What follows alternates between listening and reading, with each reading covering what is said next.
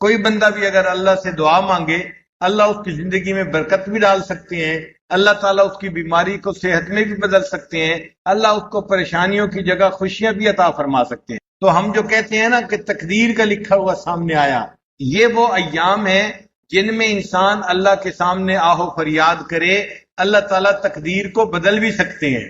بندے نہیں بدل سکتے، اللہ جس نے تقدیر بنائی ہے وہ چاہتا ہے تو تقدیر کو بدل دیتا ہے۔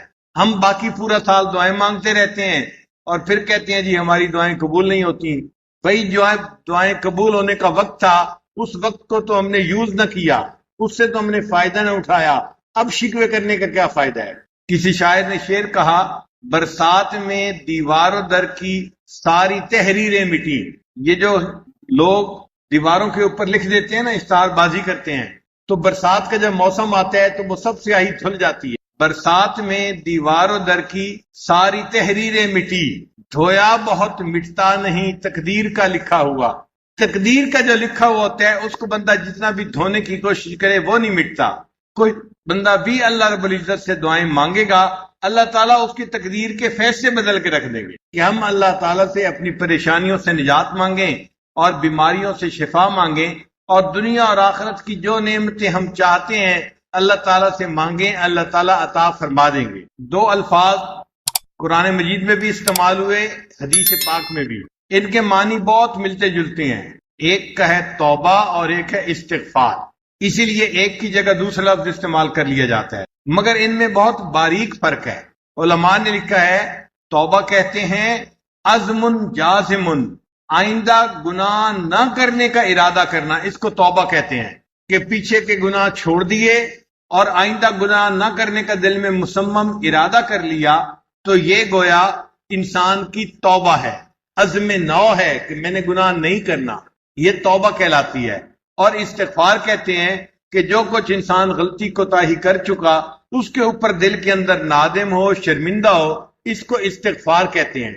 تو دل کے اندر افسوس کرنا کہ میں نے گناہ کیوں کر لیا، مجھے نہیں کرنا چاہیے تھا، مجھ سے بڑا بلنڈر کمٹ ہو گیا، مجھے آئندہ ایسا نہیں کرنا۔ جب یہ کہنا کہ مجھ سے ایسا گناہ کیوں ہو گیا، اس کو کہتے ہیں استغفار، اور آئندہ اس گناہ کو نہیں کرنا، اس کو کہتے ہیں توبہ۔ لہذا توبہ اور استغفار ان کے معنی بہت ملتے جلتے ہیں۔ حدیث مبارکہ میں فرمایا گیا الندم توبۃ، جو بندہ گناہوں پہ نادم اور شرمندہ ہوتا ہے یہ اس کی توبہ ہوتی ہے، اس کی وجہ سے اللہ اس کے گناہوں کو مٹا دیتے ہیں۔ ہر شخص کو اپنی زندگی کے اوپر استغفار کرنا چاہیے، ہر شخص کو۔ اگر کافر ہے تو اپنے کفر سے توبہ کرے اور اپنے گناہوں پہ استغفار کرے، اور اگر وہ مومن ہے تو اپنے گناہوں سے توبہ کرے اور اللہ کے سامنے استغفار کرے۔ کوئی بندہ کہے جی میں تو مومن ہوں اور میں تو کوئی بڑا گناہ نہیں کرتا، اچھا بھائی آپ گناہ نہیں کرتے، مگر آپ جو نماز پڑھتے ہیں غفلت ہو جاتی ہے، باقی زندگی میں غفلت کے لمحات گزرتے ہیں، اس کے اوپر استغفار کرنے کی ضرورت ہے۔ اگر کوئی کہے کہ میں تو غافل بھی نہیں ہوتا، ہر وقت ہی اللہ کا ذکر کرتا رہتا ہوں، تو اسے کہا جائے گا کہ اچھا نماز جیسے خشوع اور خضوع کے ساتھ پڑھنی چاہیے، ہم ایسا نہیں پڑھ پاتے، ہمیں اس کے اوپر استغفار کرنا چاہیے۔ کوئی بندہ اگر یہ کہے کہ میں تو جی نماز بھی بڑے خشوع خضوع سے پڑھتا ہوں، بڑی حضوری سے پڑھتا ہوں، تو میں کس پہ توبہ کروں، اس کو کہا جائے گا کہ نماز جیسے پڑھنے کا حق تھا ہم اس حق کو ادا نہیں کر سکے، ہمیں اس کے اوپر استغفار کرنا چاہیے۔ اور کوئی بندہ یہ دعویٰ نہیں کر سکتا کہ میں نے عبادت ایسے کی جیسے کرنے کا حق تھا، کیونکہ ہمارے آقا اور ہمارے سردار امام الانبیاء حضرت محمد مصطفیٰ احمد مجتبیٰ صلی اللہ علیہ وسلم نے ارشاد فرمایا ما عبدنا کا حق کا عبادتک، اے اللہ جیسے عبادت کرنے کا حق تھا میں حق ادا نہیں کر سکا۔ جو معصوم تھے، معصوموں کے سردار تھے، انہوں نے اگر یہ فرما دیا، ہم کس کھیت کی گاجر مولی ہیں کہ ہم اپنے نماز روزے کے اوپر فریفتہ ہوئے پھریں۔ اس لیے کوئی بندہ گنہگار ہے یا نیک ہے، ہر بندے کو اپنی حالت کے اوپر استغفار کرنا ہے کہ مجھے ایسی زندگی نہیں گزارنے کا موقع ملا جو مجھے گزارنی چاہیے تھی۔ اسی لیے اللہ تعالیٰ نے استغفار کا حکم عوام الناس کو بھی دیا اور انبیاء کرام کو بھی دیا۔ حالانکہ انبیاء کرام معصوم ہوتے ہیں، ان سے کوئی گناہ کا کام سرزد ہو ہی نہیں سکتا، اسی لیے ہمیں ہر عمل کے بعد استغفار کرنے کا حکم دیا گیا. یہ نہیں کہ گناہ کریں اور پھر استغفار کریں، نہیں، نیک اعمال اگر ہم کرتے ہیں تو اس کے بعد بھی استغفار کریں کہ وہ نیک اعمال جیسے کرنے چاہیے تھے ہم نہیں کر سکے. اب آپ غور کریں، انسان وضو کرتا ہے، اس کے گناہ معاف ہوتے ہیں. حدیث مبارکہ میں ہے وہ اپنا چہرہ دھوتا ہے، جو گناہ آنکھوں سے کیے تھے وہ معاف ہو گئے. کلی کرتا ہے، زبان سے کیے گناہ معاف. کانوں میں مسا کرتا ہے تو کانوں کے گناہ معاف، ہاتھوں کے گناہ معاف، پاؤں کے گناہ معاف. بندہ وضو کرتا ہے، اس کے جسم سے گناہ جھڑ جاتے ہیں. اتنا نیک کام ہے، عبادت ہے. لیکن وضو کرنے کے بعد پھر دعا مانگنے کا حکم دیا، اشہد اللہ الہ الا انت استغفرک و اتوب الیک. بھائی یہ استغفار کیوں ہو رہا ہے؟ یہ بندہ کوئی گناہ کر کے تو نہیں فارغ ہوا. بھائی وضو جیسے کرنا تھا یکسوئی کے ساتھ، حضوری کے ساتھ، وہ بھی نہیں کر سکے، اس کے اوپر بھی ہم استغفار کر رہے ہیں. پھر اس کے بعد انسان وضو کر کے نماز پڑھتا ہے تو نماز تو عبادت ہے، انسان کے گناہ دھو دیتی ہے. حدیث مبارکہ میں ہے اگر کسی بندے کے گھر کے سامنے نہر ہو اور وہ دن میں 5 مرتبہ غسل کرے، کیا اس کے جسم پر میل رہتی ہے؟ صحابہ نے عرض کیا اے اللہ کے وسلم نہیں رہتی. فرمایا جو بندہ 5 نمازیں پڑھتا ہے، وہ 5 مرتبہ روحانی غسل کرتا ہے، اس کے گناہ اللہ تعالیٰ دھو دیا کرتے ہیں. تو نماز سے گناہ دھل جاتے ہیں. نماز انسان کو برائی اور فحش کاموں سے بچا لیتی ہے. اتنی عظیم عبادت ہے. لیکن حدیث مبارکہ میں ہے نبی علیہ السلام جب سلام پھیرتے تھے نماز کا، 1 مرتبہ فرماتے تھے اللہ اکبر، اور دوسری 3 مرتبہ فرماتے تھے استغفر اللہ استغفر اللہ استغفر اللہ. یہ 3 مرتبہ استغفر اللہ کیوں کہا؟ کوئی گناہ کی ہے؟ نہیں، ظاہر میں تو عبادت کی ہے، گناہ نہیں کیا، مگر عبادت ایسی نہیں جیسی ہونی چاہیے تھی. اس لیے ہم اللہ سے معافی مانگ رہے ہیں. اے اللہ ہماری عبادت تو منہ پہ مار دینے کے قابل ہے، رد کر دیے جانے کے قابل ہے، لیکن اے اللہ آپ اس کو رد نہ کرنا، جیسی بھی ہے اس کو قبول فرما لینا. اس لیے استغفار کر رہے ہوتے ہیں. تو استغفر اللہ کا مطلب ہوتا ہے اللہ پلیز پلیز پلیز. جیسے انسان کسی کے سامنے لجاجت کرتے ہیں نا کہ پلیز آپ مان جائیں، آپ اس کو قبول کر لیں، ہم بھی استغفر اللہ کر کے اللہ کے سامنے معافی مانگ رہے ہوتے ہیں. اے اللہ اس کی وہ کیفیت تو نہیں جو ہونی چاہیے تھی، لیکن جیسی میں نے ادا کر دی، اب آپ اس کو اپنی رحمت سے قبول فرما لیجئے. حتیٰ کہ ایک آدمی تہجد کی نماز پڑھتا ہے. آپ غور کریں تہجد کی نماز کتنی عظیم عبادت ہے، اللہ کے اولیاء کا شعار ہے. اللہ تعالیٰ فرماتے ہیں کانوا قلیلا من اللیل ما یہجعون وبالاسحار ہم یستغفرون. دیکھیں یہ لوگ جو ساری رات عبادت کرتے رہے، یہ گناہوں کا ارتکاب نہیں کر رہے تھے، ساری رات اللہ کی عبادت کر رہے تھے. عبادت کرنے کے بعد جب سحری کا وقت آیا، اس وقت یہ اللہ سے استغفار کر رہے ہیں اے اللہ ہمیں جیسی یکسوئی سے عبادت کرنی تھی ہم اس عبادت کو نہیں کر سکے، ہماری عبادت کو رد نہ کرنا، اس کو قبول فرما لینا. ایک آدمی حج کے لیے جاتا ہے تو حج اتنی بڑی عبادت ہے کہ حدیث پاک میں فرمایا گیا جس بندے کا حج قبول ہو گیا رجع کیوم ولدت امہ، وہ اس طرح گناہوں سے پاک ہو کے واپس آتا ہے جیسے اس دن پاک تھا جب اس کی ماں نے اس کو جنم دیا تھا. یعنی جس دن دنیا میں پیدا ہوا تھا، معصوم تھا، اس طرح گناہوں سے پاک ہو کے یہ واپس آتا ہے. تو حج اتنی بڑی عبادت ہے. لیکن جب بندہ حج کر لیتا ہے، وقوف عرفات کر لیتا ہے، اللہ فرماتے ہیں ثم افیضوا من حیث افاض الناس واستغفر اللہ، کہ تم وقوف عرفات کر کے دعائیں مانگ چکے، اللہ سے بخشش مغفرت مانگ چکے، سب دنیا آخرت کی نعمتیں مانگ چکے، اب جو تمہارا وقت گزرے گا مینا میں تم آ کے اس میں بھی استغفار کثرت سے کرنا. اللہ کے پیارے حبیب صلی اللہ علیہ وسلم کو زندگی کے آخری حصے میں اللہ تعالیٰ نے استغفار کی کثرت کا حکم فرمایا. ارشاد فرمایا کہ فسبح بحمد ربک واستغفرہ انہ کان توابا. اب وہ اللہ کے محبوب صلی اللہ علیہ وسلم جو معصوم تھے، جنہوں نے حق ادا کر دیا تھا زندگی گزارنے کا، صحابہ سے پوچھا تھا حجۃ الوداع کے موقع پہ کیا میں نے اللہ کا پیغام پہنچا دیا؟ صحابہ نے 1,24,000 نے مل کر کہا تھا، ہم زبان ہو کے کہا تھا اے اللہ کے حبیب صلی اللہ علیہ وسلم ادیت الامانہ، آپ نے امانت کو پہنچا دیا، نصح الامہ، امت کو آپ نے نصیحت کر دی۔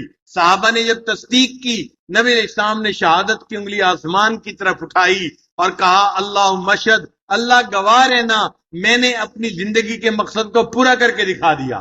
تو جنہوں نے زندگی کے مقصد کو پورا کر کے دکھا دیا، اللہ ان کو بھی فرما رہے ہیں آپ اللہ کی تسبیح بیان کیجئے اور استغفار کیجئے، اللہ تعالیٰ توبہ کو قبول کرنے والا ہے۔ تو نتیجہ یہ نکلا، ہر بندہ نیک ہو یا بد ہو، گناہگار ہو یا نیکوکار ہو، ہر بندے کو استغفار کرنا ہے تاکہ اللہ تعالیٰ اس کے کیے ہوئے عملوں کو قبول فرما لے۔ حضرت علی رضی اللہ عنہ عجیب انداز سے اللہ کے سامنے استغفار کرتے تھے، فرمایا کرتے تھے یا حی یا قیوم یا رحمان یا رحیم، یہ اللہ تعالیٰ کے نام پکارتے تھے دعا سے پہلے۔ اللہ فرماتے ہیں وَلِلَّهِ الْأَسْمَاءُ الْحُسْنَى فَادْعُوهُ بِهَا، اللہ تعالیٰ کے پیارے پیارے نام ہیں، ان ناموں سے اپنے اللہ کو پکارو۔ چنانچہ وہ اللہ کو اس کے پیارے ناموں سے پکارتے تھے، یا حی یا قیوم یا رحمان یا رحیم، اغفر لی الذنوب التی تحل النقم، اے اللہ میرے ان گناہوں کو معاف کر دے جو میرے اوپر ذلت کو حلال کر دیتے ہیں۔ اغفر لی الذنوب التی تغیر النعم، اے اللہ میرے ان گناہوں کو معاف کر دے جو میرے اوپر آنے والی نعمتوں کو بند کروا دیتے ہیں۔ اغفر لی الذنوب التی تورث الندم، اے اللہ میرے ان گناہوں کو بھی معاف فرما دے جن کی وجہ سے انسان کو ندامت اٹھانی پڑتی ہے۔ اغفر لی الذنوب التی تحبس القسم، اے اللہ میرے ان گناہوں کو بھی معاف فرما دے جس کی وجہ سے تیری رحمتیں بندوں پر تقسیم کرنی بند کر دی جاتی ہیں۔ اغفر لی الذنوب، اللہ میرے ان گناہوں کو بھی معاف کر دے الذی تنزل البلاء، کہ جس کی وجہ سے بلائیں نازل کر دی جاتی ہیں۔ اغفر لی الذنوب، اللہ میرے ان گناہوں کو بھی معاف کر دے التی تحتک العصم، کہ جس کی وجہ سے انسان کے اوپر سے عصمت کو اٹھا لیا جاتا ہے اور انسان گناہوں کا ارتکاب کرتا ہے۔ اغفر لی الذنوب، میرے ان گناہوں کو معاف کر دے توجل الفنا، جو فنا کو جلدی لے آتی ہے۔ اغفر لی الذنوب تزید الاعداء، میرے ان گناہوں کو بھی معاف کر دے جن کی وجہ سے انسان کے دشمنوں کو بڑھا دیا جاتا ہے۔ اغفر لی الذنوب تقطع الرجا، ان گناہوں کو بھی معاف فرما دے جن کی وجہ سے امید کو کاٹ دیا جاتا ہے۔ اغفر لی الذنوب ترد الدعاء، اے اللہ جس کی وجہ سے دعاؤں کو رد کر دیا جاتا ہے۔ اغفر لی الذنوب تم سے کو غیث السماء، ان گناہوں کو بھی معاف کر دے جن کی وجہ سے آسمان سے بارش کو روک دیا جاتا ہے۔ اغفر لی الذنوب تظلم الہوا، اغفر لی الذنوب تکشف الغطا، اے اللہ میرے تمام گناہوں کو معاف فرما دے۔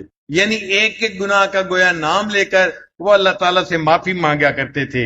یہ توبہ اور استغفار ایسی عبادت ہے جس کا اللہ نے انبیاء کو بھی حکم فرمایا، ایسی عبادت ہے جس کا نفع دنیا میں بھی ہوتا ہے آخرت میں بھی ہوتا ہے، ایسی عبادت ہے جو اپنے لیے بھی کرنے کا حکم ہے اور دوسروں کے لیے بھی کرنے کا حکم ہے۔ انسان اپنے لیے بھی استغفار کرے اور اپنے دوسرے مسلمان بھائیوں کے لیے بھی استغفار کرے۔ ہم بھی استغفار کرتے ہیں اپنے لیے اور اللہ کے فرشتے بھی ایمان والوں کے لیے استغفار کرتے ہیں۔ یہ ایسی عبادت ہے، ہمیں اس عبادت کو کثرت کے ساتھ کرنا چاہیے۔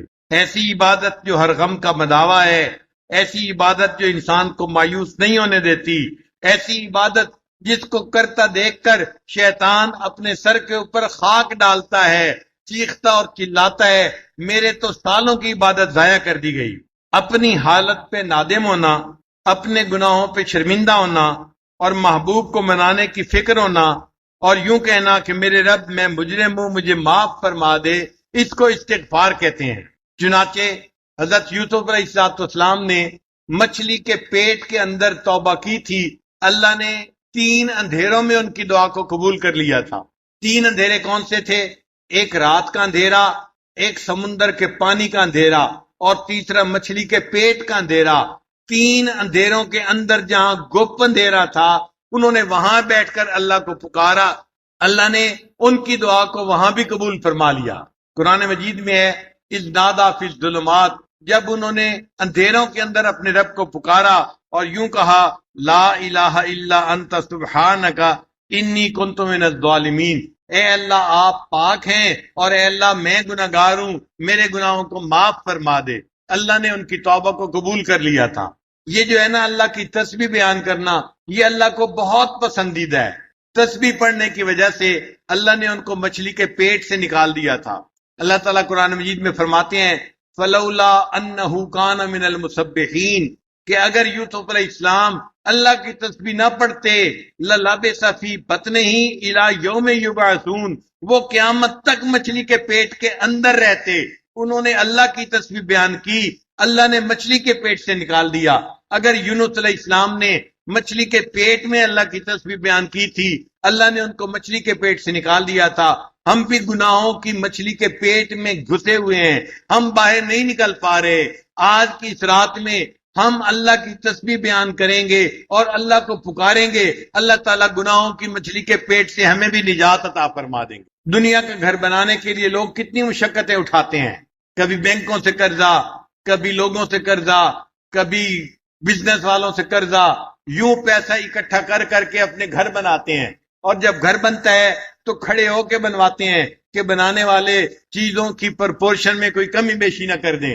بعض لوگ تو کہتے ہیں ہم نے تو جی مکئی کی چھلی کھا کے گھر بنوایا۔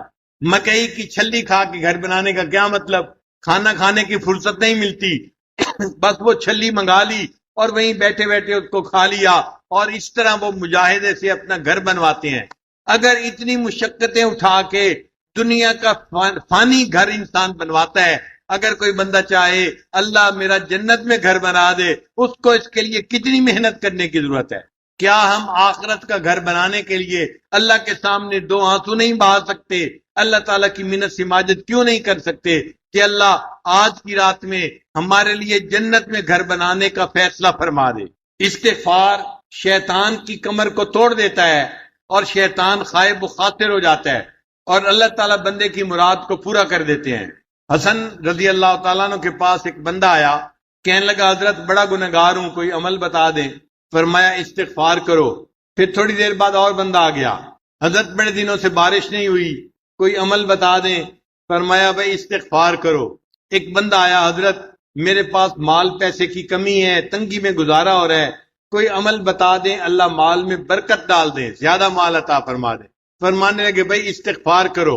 ایک بندہ آیا، حضرت میری اولاد نرینہ نہیں ہے، دعا کریں اللہ مجھے بیٹا عطا فرمائے۔ حضرت نے فرمایا بھائی استغفار کرو۔ پھر ایک بندہ آیا، حضرت میرا باغ ہے، دعا کرو اس کا پھل اچھا ہو جائے۔ فرمایا بھائی استغفار کرو۔ ایک بندہ آیا، میری زمین ہے کھیتی میں، زمین میں پانی نکل آئے، فرمایا بھی اس کے لیے استغفار کرو۔ اب جو بندہ پاس بیٹھا ہوا تھا وہ حیران ہوا، اتنے لوگ مختلف مسائل لے کے آئے اور حضرت نے سب کو ایک ہی کام کرنے کا حکم دیا۔ اس نے پوچھا کہ حضرت آپ کو یہ نسخہ کہاں سے مل گیا، جو آ رہا ہے آپ اس کو استغفار کا حکم دے رہے ہیں؟ حسن اللہ عنہ نے فرمایا کہ یہ نسخہ میں اپنی طرف سے نہیں بتا رہا، میرے کریم پروردگار نے قرآن مجید میں اس کو بتایا ہے۔ پھر انہوں نے قرآن مجید کی آیت پڑھی فَقُلْ تَغْفِرُوا رَبَّكُمْ إِنَّهُ كَانَ غَفَّارًا۔ اب غفارہ میں اللہ تعالیٰ بندے کے گناہوں کو معاف کر دیتے ہیں۔ پھر یرسل السماء علیکم مدرارا، اللہ بارشیں بھی عطا فرماتے ہیں۔ وَيُمْدِدْكُمْ بِأَمْوَالٍ، اللہ مال بھی عطا فرماتے ہیں۔ وَبَنِينَ، اور بیٹوں کے ذریعے سے بندے کی مدد کرتے ہیں۔ وَيَجْعَلْ لَكُمْ جَنَّاتٍ، اللہ ان کو باغوں کے پھل عطا فرماتے ہیں۔ وَيَجْعَلْ لَكُمْ أَنْهَارًا، اللہ ان سے زمین سے چشمے اور نہریں کو جاری فرما دیتے ہیں۔ ایک استغفار سے یہ سارے کام ہو سکتے ہیں۔ میرے پاس ایک نوجوان آیا، کہنے لگا حضرت بڑی تمنا ہے اللہ مجھے بیٹا عطا فرمائے، میں اور میری بیوی ہم بڑا پریشان ہیں، اور یہ کہہ کے اس کی آنکھوں میں سے آنسو آ گئے۔ جب میں نے دیکھا کہ نوجوان ہے اور آنکھوں میں سے آنسو آ گئے، اس کا مطلب دل بہت دکھی ہے، تو میں نے اسے پیار سے سمجھایا۔ میں نے کہا کہ بھائی میں آپ کو ایک نسخہ تو بتاتا ہوں، کرنا ذرا مشکل ہے، اس کو اگر آپ کر لینا اللہ رحمت فرما دیں گے۔ کہنے لگا جی ہم کر لیں گے۔ میں نے کہا آپ کو بھی کرنا پڑے گا، آپ کی بیوی کو بھی کرنا پڑے گا۔ کہنے لگے ہم دونوں کرنے کے لیے تیار ہیں۔ میں نے کہا نسخہ یہ ہے کہ رات کے آخری پہر میں آپ اذان سے آدھا گھنٹہ پہلے اٹھیں، 15 منٹ میں آپ وضو کر لیں، اور بقیہ 15 منٹ میں 2 رکعت پڑھ کے اللہ کے سامنے 100 مرتبہ استغفار پڑھیں اور اپنے لیے دعا مانگیں، اللہ آپ کو بیٹا عطا فرما دیں گے۔ وہ بندہ گھر گیا، اس نے جا کے بیوی کو کہا کہ پیر صاحب نے کہا ہے کہ نسخہ مشکل ہے لیکن میاں بیوی دونوں اگر کریں تو اللہ مراد پوری کر دیں گے. تو بیوی نے کہا کب سے پورا کریں؟ کہنے لگا کل سے کریں گے. بیوی نے کہا نہیں آج کی رات سے پورا کریں گے، ہم آج رات بھی تہجد پڑھیں گے اور فجر کی نماز بھی پڑھیں گے. وہ فجر کی نماز دونوں مس کر دیتے تھے، سوئے رہتے تھے. اب اللہ تعالیٰ کی شان دیکھیں، چونکہ اولاد کی تمنا تھی لہذا انہوں نے تہجد بھی پڑھنی شروع کی، فجر بھی پڑھنی شروع کی. ایک تو اللہ نے ان کو اولاد بیٹا عطا فرما دیا، اور دوسرا اس کی برکت سے اللہ نے ان کو فجر کی نماز اور تہجد کی نماز کی پابندی بھی نصیب فرما دی. تو اس نسخے کی برکت سے اللہ تعالیٰ نے ان کو اولاد نرینہ بھی عطا فرما دی، اور اللہ نے ان کو تہجد اور فجر کی پابندی بھی عطا فرما دی. آج بھی مجلس میں کوئی ایسا بندہ ہے جو چاہتا ہے کہ میرا بیٹا ہو، وہ اس نسخے پہ عمل کر کے دیکھ لے. اللہ کا کلام سچا ہے، وَمَنْ أَصْدَقُ مِنَ اللَّهِ قِيلًا، یہ بات آپ 100% سچی پائیں گے. اللہ آپ کو اولاد کی نعمت سے محروم نہیں کریں گے. گناہ کرنے کے 3 درجے ہوتے ہیں. ایک ہوتا ہے انسان کبھی گناہ کر بیٹھے، اس کو ظالم کہتے ہیں. اس کو کیا کہتے ہیں؟ ظالم، کہ یہ اپنی جان پہ ظلم کرنے والا ہے، یہ ظالم انسان ہے. جو کبھی کبھی گناہ نیکی بھی کرے، کبھی گناہ کر دے، کبھی نیکی کبھی گناہ. تو جو کبھی کبھی گناہ کر بیٹھے اس کو کیا کہتے ہیں؟ ظالم کہتے ہیں. اور جو بندہ بڑے بڑے گناہ کرے، چھوٹے نہیں بڑے بڑے گناہ کرے، اس کو ظلوم کہتے ہیں. اس کو کیا کہتے ہیں؟ انہ کان ظلوما جہولا. تو اس کو ظالم نہیں کہتے، اس کو کیا کہتے ہیں؟ ظلوم کہتے ہیں. اور جو بندہ گناہ بار بار کرے اس کو ظلام کہتے ہیں. اس کو کیا کہتے ہیں؟ ظالم ہوتا ہے جو کبھی کبھی گناہ کر بیٹھے، اور ظلوم ہوتا ہے کہ جو بڑے بڑے گناہ کرنے والا ہو، اور ظلام ہوتا ہے جو بار بار گناہ کرنے والا ہو. اللہ تعالیٰ نے بندے کے تینوں کیفیتوں کے مقابلے میں اپنے 3 نام رکھے. ایک نام اللہ کا ظالم کے مقابلے میں ہے، اس کو غافر کہتے ہیں، کہ جو بندے گناہ کرے کبھی کبھی اللہ اس کے ان گناہوں کو معاف فرما دے. ایک ہے انسان کا نام ظلوم، اللہ نے اس کے بدلے اپنا نام غفور رکھا. چنانچہ جو بندہ بڑے بڑے گناہ کرتا ہے اللہ غفور ہے، اس کے ان گناہوں کو بھی معاف فرما دیتا ہے. اور ایک بندے کا نام ہے ظلام، اس کے مقابلے میں اللہ رب العزت نے اپنا نام رکھا غفار. اے میرے بندے، تو اگر بار بار گناہ کرے گا میں بھی غفار ہوں، میں تیرے گناہوں کو بار بار معاف فرما دوں گا. اس لیے جب بندے سے گناہ سرزد ہو جائے تو اس کے لیے ایکسکیوز نہ دے اللہ کو، بلکہ گناہوں کو تسلیم کر کے اللہ سے معافی مانگے. ابو عثمان رحمت اللہ علیہ فرماتے ہیں کہ یقال، یہ کہا گیا، ان آدم علیہ السلام سائدہ بخمسۃ اشیاء، حضرت آدم علیہ السلام 5 باتوں کی وجہ سے سعادت پا گئے. کتنی باتوں کی وجہ سے سعادت پا گئے؟ 5 باتوں کی وجہ سے. پہلی بات، اعتراف بالذنب، انہوں نے اپنے گناہ کا اعتراف کر لیا. اے اللہ، مجھ سے گناہ سرزد ہو گیا ہے، میں اس کا اعتراف کرتا ہوں. اور دوسرا، وندم علیہ، اور اس گناہ کے ہونے پر وہ نادم ہوئے، پریشان ہوئے، پشیمان ہوئے، یہ دوسری بات تھی. اور تیسرا، ولام نفسہ، اور انہوں نے اپنے نفس کو ملامت کیا کہ یہ میرا نفس ہے جس کی وجہ سے یہ غلطی سرزد ہو گئی، تو اپنے نفس کو ملامت کی. اور چوتھا، وسارا الی التوبۃ، اور توبہ کی طرف انہوں نے توبہ کرنے میں جلدی کی، دیر نہیں کی. اور 5ویں بات، ولم یقنط من الرحمہ، اللہ کی رحمت سے وہ مایوس نہیں ہوئے. ان 5 باتوں کی وجہ سے اللہ نے ان کی بھول کو معاف کر دیا اور وہ سعادت پانے والوں میں شامل ہو گئے. شیطان نے بھی گناہ کیا تھا مگر اس نے 5 غلطیاں کر لیں، اور ان غلطیوں کی وجہ سے وہ ہمیشہ کے لیے اللہ سے دربار سے دھتکار دیا گیا. شیطان نے کون سی غلطیاں کی تھیں؟ پہلی بات، وہ شقا ابلیس تو بخمسۃ اشیاء لم یقر بالذنب، ایک تو اس نے گناہ کا اقرار نہیں کیا. ولم یندم، دوسرا وہ نادم نہیں ہوا. تیسرا، ولم یلم نفسہ، اس نے اپنے نفس کو ملامت نہیں کی. پھر چوتھی بات، بل اضاف الی ربہ، اس کو اپنے رب کی طرف جو ہے اس کی مضاف کر دیا. اور 5ویں بات، فلم یتوب، اور اس نے توبہ نہیں کی.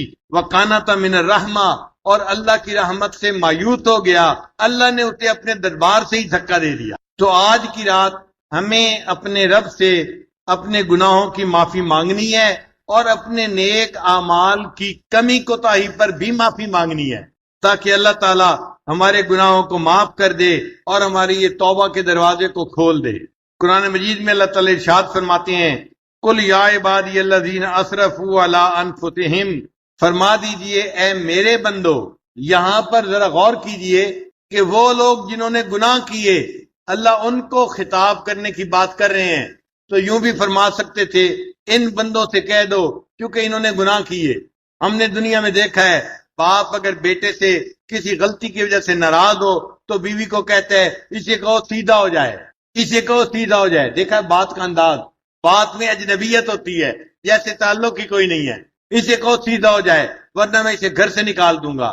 اللہ نے گناہ کرنے والوں کو ایسے نہیں کہا کہ انہیں کہو یہ توبہ کر لے۔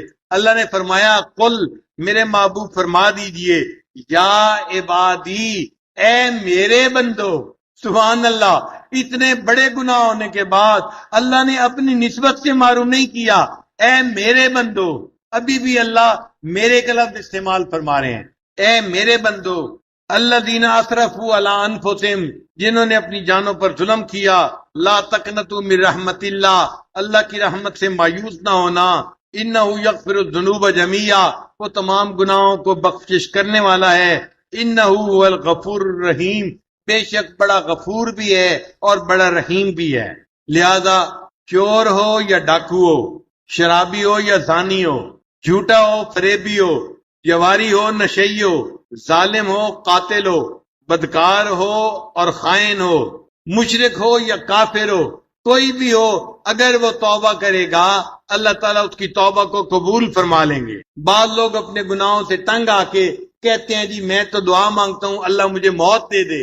حدیث پاک میں ہے تم اللہ سے موت نہ مانگو، لا یتمنی احدکم الموت، تم میں سے کوئی بندہ اپنے موت کی تمنا نہ کرے، اما محسنا فلعلہ ان یزداد خیرا، اگر وہ نیک ہے ہو سکتا ہے جو زندگی آنے والی ہے اس میں وہ اپنی نیکیوں میں اضافہ کر لے، وَإِمَّا مَسِيًّا، اور اگر وہ گنہگار ہے فَلَعَلَّهُ أَن يَسْتَعْتِبَ، ہو سکتا ہے اللہ اسے توبہ کی توفیق عطا فرمائے اور اللہ اس کے سب گناہوں کو نیکیوں میں تبدیل فرما دے۔ اس لیے موت کی تمنا نہیں کرنی چاہیے بلکہ اللہ سے اپنے گناہوں کی معافی کی تمنا کرنی چاہیے۔ ایک صحابی نے نبی علیہ السلام سے پوچھا، اے اللہ کے حبیب صلی اللہ علیہ وسلم اگر میں گناہ کروں گا تو کیا گناہ لکھا جائے گا؟ نبی علیہ السلام نے فرمایا لکھا جائے گا۔ اے اللہ اگر میں توبہ کروں گا، فرمایا مٹا دیا جائے گا۔ اے اللہ کے حبیب صلی اللہ علیہ وسلم اگر میں پھر گناہ کروں گا، نبی علیہ السلام نے فرمایا پھر لکھا جائے گا۔ اس نے کہا پھر توبہ کروں گا، فرمایا پھر مٹا دیا جائے گا۔ اس نے کہا پھر گناہ کروں گا، فرمایا پھر لکھا جائے گا۔ اس نے کہا کیا پھر توبہ کروں گا تو مٹا دیا جائے گا؟ نبی علیہ السلام نے فرمایا ہاں پھر مٹا دیا جائے گا۔ وَلَا يَمَلُّ اللَّهَ حَتَّى تَمَلُّوا، اللہ اس وقت تک نہیں تھکتا جب تک کہ تم توبہ کرتے کرتے نہیں تھک جاتے۔ جب اللہ معاف کرتے ہوئے نہیں تھکتے، ہم معافی مانگتے ہوئے کیوں اللہ سے تھک جاتے ہیں؟